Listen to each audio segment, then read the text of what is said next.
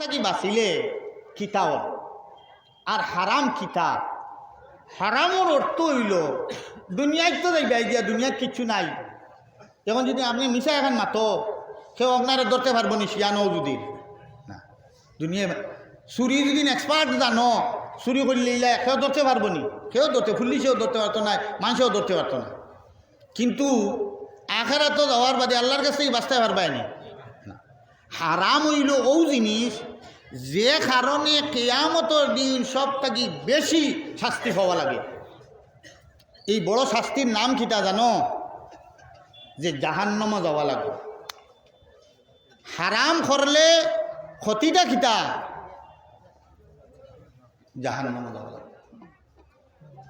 এখন যদি খেয়রের কথা নিয়ত থাকে, আচ্ছা আমি জাহান্নামে দিও বা হামাইয়া অবাদুরও কিছু মজা বুঝিয়া এর বাদে জন্নত যাই, তৈলে নিয়ত করিও বা